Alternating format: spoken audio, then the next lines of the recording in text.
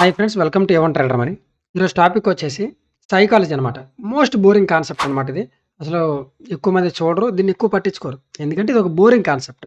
But ఏంటంటే 95% మీ మీ forex ట్రేడింగ్‌లో success అవ్వాలా, ట్రేడింగ్‌లో ఫారెక్స్ అనే కాదు, ట్రేడింగ్‌లో సక్సెస్ అవ్వాలా లేదా అనేది ఈ సైకాలజీ మీద డిపెండ్ అవుతూ ఉంటది. ఓకే. సో, నాకు తెలుసు ఈ వీడియోకి అసలు ఎక్కువ వ్యూస్ రావు, ఎంగేజ్‌మెంట్ రాదు, ఏమీ రాదు. 100 మెంబర్స్ చూడడం కూడా కష్టం దీన్ని. బట్ ఈ చూసిన 100 మెంబర్స్‌లో అట్‌లీస్ట్ 5 మెంబర్స్ అయినా ఇప్పుడేమైతే నేను ఎక్కువ పాయింట్స్ చెప్పట్ల. ఓన్లీ 5 పాయింట్స్ చెప్తాను. ఈ పాయింట్స్ అండర్‌స్టాండ్ చేసుకొని అట్‌లీస్ట్ అది ఇంప్లిమెంట్ చేయగలిగితే 100% సక్సెస్ అయిపోతారని కాదు. బట్ డెఫినైట్‌లీ బెటర్‌మెంట్ చూస్తారు. సో, అట్‌లీస్ట్ ఆ 5 పీపుల్ అనేది ఇది నేర్చుకొని దీన్ని బెటర్‌మెంట్ చేస్తారని ఈ వీడియో అయితే చేస్తున్నాననమాట. సో, మీరు మీరు చూసుకుంటే మనకి ఫారెక్స్ ట్రేడింగ్‌లో సక్సెస్ రేట్ కూడా అలానే ఉంటది. 95% మోర్ దెన్ 95% యాక్చువల్లీ 95% లూజర్సే ఉంటారు. మార్కెట్‌లో పోగొట్టుకునే వాళ్ళే. సో, ఓన్లీ 5% మార్కెట్‌లోంచి మనీ తీసుకెళ్తారనమాట. ఓకే. ఓన్లీ 5%. ఎందుకని? సేమ్ ఈ సైకాలజీ వీడియోస్ కూడా అంతే. 95% ఈ వీడియోస్ ఎవరు చూడరు. ఓన్లీ ఆ 5% చూస్తారు. సో, ఎవరైతే ఆ 5%లో ఉన్నారో, ఈ వీడియోని నిజంగా ఇంట్రెస్టెడ్‌గా చూస్తున్నారో, సో, డెఫినైట్‌లీ ఫాలో అవ్వడానికి చూడండి. వెరీ సూన్ మీరు వీటిని సక్సెస్ అవుతారు ట్రేడింగ్‌లో అనేది. ఇవి గాని అబ్జర్వ్ చేస్తే. ఎందుకంటే మేజర్‌లీ నా హోల్ కెరియర్‌లో నేను చాలామంది ట్రేడర్స్‌తో ట్రావెల్ అయ్యాను. చాలామంది ట్రేడర్స్‌తో ట్రావెల్ అయ్యాను. అండ్ నా ఓన్‌గా నేను ఫైండ్ ఔట్ చేసుకున్నవి. ఈవెన్ నా మెంటార్ కూడా చెప్పిన మిస్టేక్స్ అనమాట ఇవి. సో, నాకు నేను బెటర్ చేసుకున్న తర్వాత చాలా మంచి రిజల్ట్స్ వచ్చినాయి. సో, ఇంక ఎలాంటి టైం వేస్ట్ చేయకుండా మనం కాన్సెప్ట్‌లోకి అయితే వెళ్ళిపోదాం. సో, వెళ్ళిపోయే ముందు ఎవరైనా చూసేవాళ్ళు ఇది మీకు నచ్చితే వీడియో డెఫినెట్‌లీ లైక్ చేయండి, షేర్ చేయండి, సబ్స్క్రైబ్ చేయండి. కిందన మనకు డిస్కార్డ్ లింక్ అయితే ఉంది. మీకు ఎలాంటి డౌట్స్ ఉన్నా డిస్కార్డ్‌లో అనేది మీరు మెసేజ్ చేయొచ్చు. మీకు ట్రేడింగ్ వ్యూ అకౌంట్స్ ప్రీమియమ్స్ కావాలన్నా, మెంటార్‌షిప్ కావాలన్నా, ఏవైనా మీకు రిజిస్ట్రేషన్స్ ఏవైనా అకౌంట్స్ ఓపెన్ చేసుకోవాలన్నా, సో, మీకు ఏం కావాలన్నా ఈ డిస్కార్డ్ లింక్ అయితే జాయిన్ అవ్వండి. మీకు లింక్ డిస్క్రిప్షన్‌లో ఉంటది. ఓకే. సో, ఇంక మన కాన్సెప్ట్‌లోకి వెళ్ళిపోదాం అన్నమాట. So, first one, trust your self and strategy. So, most important thing, trust your self. So, ఇది ఎందుకు చెప్తున్నానంటే చాలామంది ఏం చేస్తారు, వాళ్ళు ఒక స్ట్రాటజీని ఫాలో అవుతారు. ఒక స్ట్రాటజీ, ఏదో ఒక strategy, let's say SMC. SMC strategy follow అవుతారు. సో, ఇంకొక పర్సన్ వచ్చి ఐసీటీ బెటర్ అని చెప్తాడు. దానికెళ్ళిపోతారు. ఇంకొకళ్ళొచ్చి ఇదంతా వేస్ట్, సపోర్ట్ అండ్ రెసిస్టెన్సే బెటర్ బ్రో, అవేం వర్కౌట్ అవ్వంటారు. సో, దానికెళ్ళిపోతారు. అలా కాదు. మీకంటూ ఒక ఓన్ స్టాండ్ ఉండాలి. మీరు ఒకటి అనుకున్నారంటే దాని మీద నిలబడాలి. సో, మిమ్మల్ని మీరు ట్రస్ట్ చేయండి. మీరు ఏదైతే వర్క్ చేస్తున్నారో దాన్ని ట్రస్ట్ చేయండి. ఎవరైనా వచ్చినా సరే ట్రేడింగ్ వేస్ట్ అంటారు. సో, ట్రేడింగ్‌లోంచి మళ్ళీ డౌట్‌లో పడతారు, డైలమాలో. దీనిలోంచి మనీ సంపాదించలేరంటే ఎవరని. సో, మళ్ళీ డైలమాలో పడతారు మీరు. ఇది కరెక్టా కాదా? ఇది చెయ్యాలా వద్దా? ఇలాంటివన్నీ వదిలేసండి. బ్లైండ్‌గా నేను చెప్తున్నాను కదా! బ్లైండ్‌గా మిమ్మల్ని మీరు ట్రస్ట్ చేయండి. మీరు చేసేదే కరెక్ట్ అనుకోండి. ఓకే. బ్లైండ్‌గా ట్రస్ట్ చేయండి. మీరు ఏదైతే చేస్తున్నారో దానికే స్టిక్ అయ్యానండి. Okay. So, next most important thing strategy. Trust your strategy. ఇది one of the most important thing. మనం క్లీన్‌గా అబ్జర్వ్ చేసుకుంటే అందరికి లూజింగ్ స్ట్రీక్స్ ఉంటాయి. లూజింగ్ స్ట్రీక్స్ అంటే కంటిన్యూయస్ లాసెస్ అనమాట. కంటిన్యూయస్‌గా 4 లాసెస్, 5 లాసెస్, 6 లాసెస్. సో, వీళ్ళకి ఏంటంటే మోస్ట్‌లీ లెట్స్ సే మీకేంటంటే కంటిన్యూయస్‌గా ట్రేడ్స్ విన్ అవుతున్నాయనుకోండి. సో, అప్పుడు ఎలాంటి ప్రాబ్లమ్ ఉండదు. ఓకే. నా స్ట్రాటజీ చాలా బాగుంది. ఇక నేను రిచ్ అయిపోతాను అది ఇది అనుకుంటారు. బట్ ఎప్పుడైతే ఒక లూజింగ్ స్ట్రిక్స్ ఒక 4 ట్రేడ్స్, 5 ట్రేడ్స్ కంటిన్యూయస్‌గా లాసెస్ వచ్చాయో, నా స్ట్రాటజీ వేస్ట్. నేను ఇంక మార్కెట్‌లో సక్సెస్ అవ్వను. నాకు ఇంక కాన్ఫిడెన్స్ ఉండదు.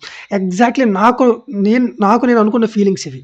స్టార్టింగ్‌లో ఓకే. 5, 6 ఇయర్స్ బ్యాక్ ఇవి నాకొచ్చిన ఫీలింగ్స్. నాకు ప్రాఫిట్స్ వచ్చినప్పుడు బానే ఉండేది. కానీ లాసెస్ వచ్చేసరికి ఇంక ఈ స్ట్రాటజీ వేస్ట్ ఏమో, ఇంక దీన్ని తీసేయడం వేస్ట్. సో, లెట్స్ సే నాకొక ప్రీవియస్‌గా ఒక లెట్స్ సే డిసెంబర్‌లో సారీ యాహ్! జనవరి అనుకుంటా. జనవరిలో నాకు కంటిన్యూయస్‌గా ఒక 9 లాసెస్ వచ్చాయన్నమాట. కంటిన్యూయస్‌గా 9 లాసెస్. సో, అప్పుడు నాకు మైండ్ సెట్ ఎలా ఉండేదంటే, ఓకే. ఇంక నా స్ట్రాటజీ వేస్ట్. కంప్లీట్‌గా నేను ఏదైతే చేస్తున్నా అది రాంగ్. మళ్ళీ నాకు నేను డైలమాలో పడ్డా. సో, అదే నాకు మర్చిపోయిందేంటి, అదే స్ట్రాటజీ నాకు ఎవ్రీ మంత్ 8-15% రిటర్న్స్ ఇచ్చింది. ఇదే స్ట్రాటజీ 8-15% రిటర్న్స్ ఇచ్చేది. ఒక మంత్ నాకు కంటిన్యూయస్‌గా 9 ట్రేడ్స్ లూజ్ అయ్యేసరికి నా మైండ్ సెట్ చూసారా ఎలా మారిపోయిందో. సో, ఎగ్జాక్ట్‌లీ ఇదే రాంగ్. మీరు ఏదైతే స్ట్రాటజీని ఫాలో అవుతున్నారో దాన్ని ట్రస్ట్ చేయండి. స్ట్రాటజీలో లాసెస్ అనేవి కామను. ఈ ఇండస్ట్రీలో మీరు లాసెస్ లేకుండా ఏమీ చేయలేరు. ఓకే. సో, మీరు లాసెస్ అవుతున్నారు అంటే ఆ స్ట్రాటజీ వేస్ట్ అని కాదు. ఓకే. ఆ స్ట్రాటజీ వేస్ట్ అని కాదు. మార్కెట్‌లో ఇది కామన్ అని అర్థం. ఓకే. దీని నుండి ఎవ్వరు ఎస్కేప్ అవ్వలేరు. సో, ఎంత పెద్ద ట్రేడర్ అయినా సరే ఈ లూజింగ్ స్ట్రీక్‌ని ఫేస్ చేయాల్సిందే. లూజింగ్ స్ట్రీక్ అనేది డెఫినైట్‌లీ ఫేస్ చేయాల్సిందే. దీని నుంచి ఎవ్వరు తప్పించుకోలేరనమాట. సో, మీకెక్కడ స్ట్రాంగ్‌గా ఉండాలంటే మీ ప్రాఫిట్స్‌లో కాదు, మీ మెంటాలిటీ స్ట్రాంగ్‌గా ఉండాల్సిందే. మీ లూజింగ్‌లో, మీ మెంటాలిటీ అనేది చాలా స్ట్రాంగ్‌గా ఉండాలి. ఎందుకంటే ప్రాఫిట్స్ వచ్చినప్పుడు అంతా బానే ఉంటది. మీరు ప్రాఫిట్స్ తీసుకుంటారు బయటికెళ్ళిపోతారు. కానీ మీకెప్పుడైతే సారీ లాసెస్ వస్తున్నాయో అప్పుడే మీరు ఓవర్ ట్రేడింగ్ చేస్తారు. Over trading. Okay. Over risking చేస్తారు. Over trading, over risking and strategy change చేస్తారు. కంప్లీట్‌గా మీ మెంటాలిటీ మారిపోద్ది. సో, గుర్తుపెట్టుకోండి మీరు ఎక్కడ కేర్‌ఫుల్‌గా ఉండాలంటే మీ లూజింగ్ స్ట్రీక్. లూజింగ్ స్ట్రీక్ వచ్చినప్పుడే మీరు చాలా పేషెన్సీగా ఉండాలి. లూజింగ్ స్ట్రీక్‌లో. సో, లూజింగ్ స్ట్రీక్ వచ్చినప్పుడే పేషెన్సీగా ఉండాలి. మార్కెట్‌తో ఫైట్ ఎప్పుడూ చేయొద్దు.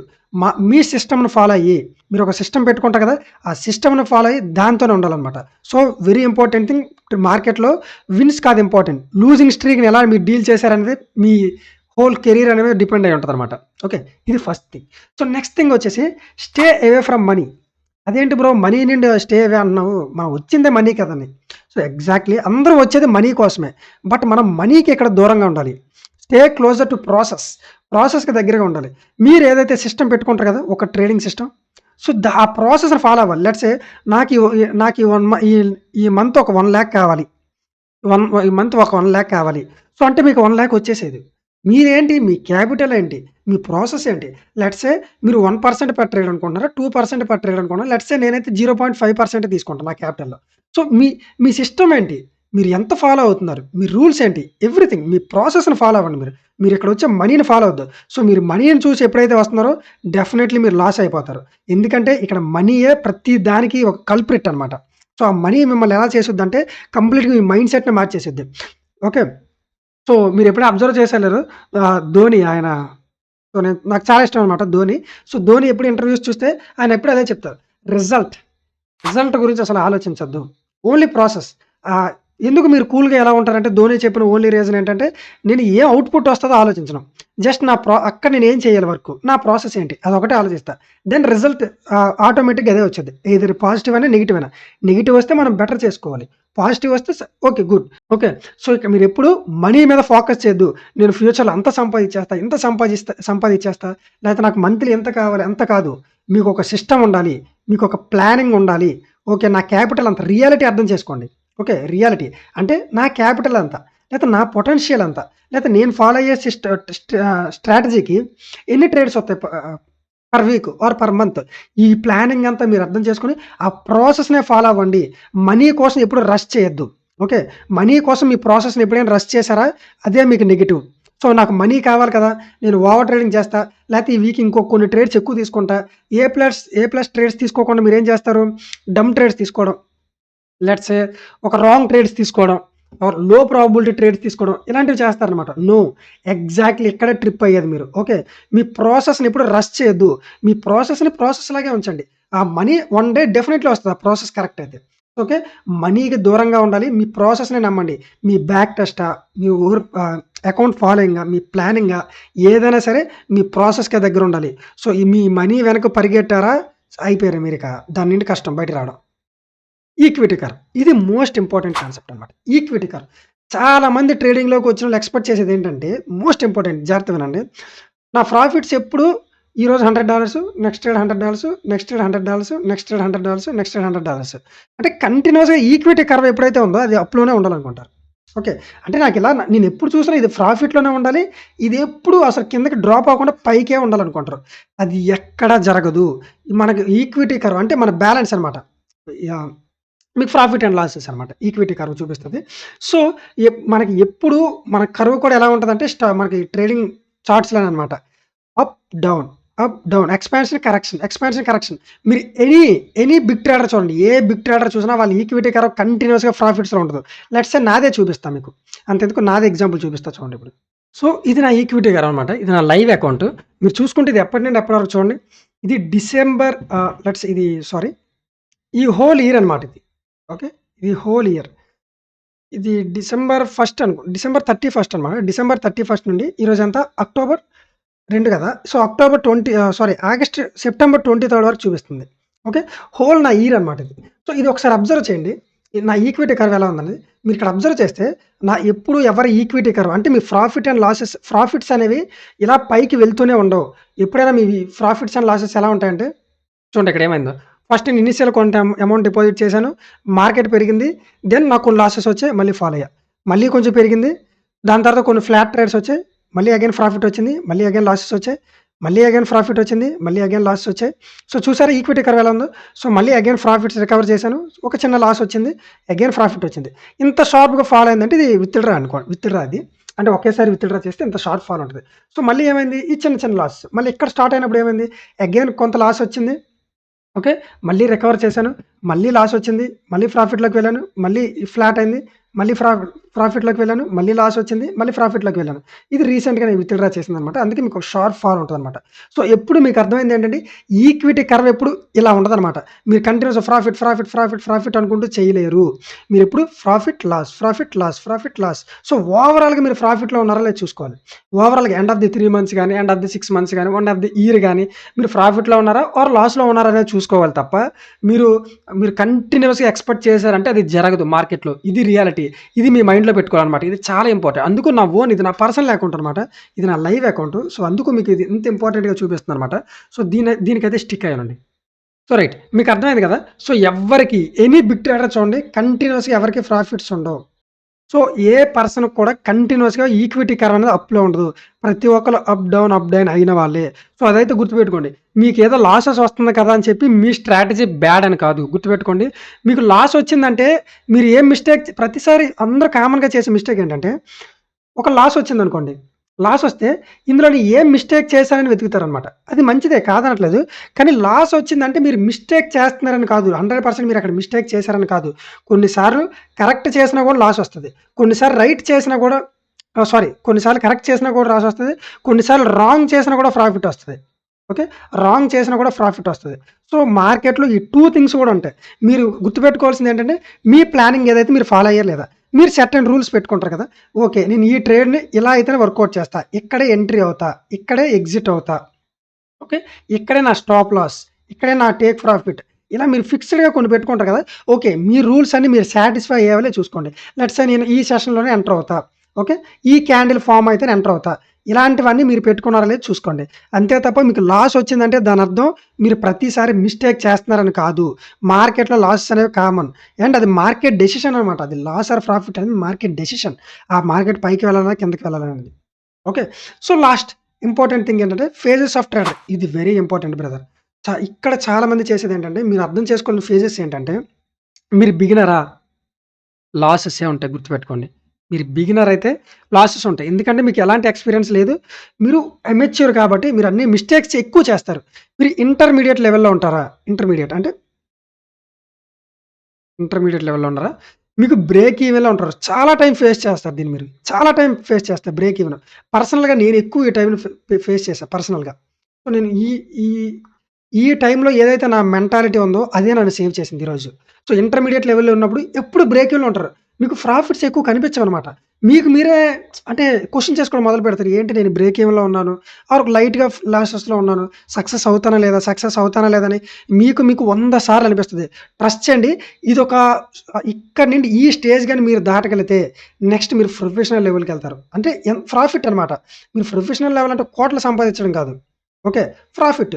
మీరు 55% విన్ రేట్ ఉంటే చాలు. ఓకే. మీరు రూ. 100 పెట్టి మీరు పెట్టిన ట్రేడ్స్‌లో 55% విన్ రేట్ ఉంటే మీరు ప్రాఫిట్స్‌లో ఉన్నట్టే. అర్థమైందా? మీరు పెట్టిన మనీకి ఎంతో కొంత మీకు ప్రాఫిట్స్ వస్తే మీరు ప్రాఫిటబుల్ ట్రేడర్, ఒక ప్రొఫెషనల్ ట్రేడర్ అనమాట. ఓకే. సో, బ్రేక్ ఈవెన్ స్టేజ్‌లో చాలా టైం ఉంటారు. పర్సనల్‌గా నేను ఎక్కువ టైం ఉన్నాను.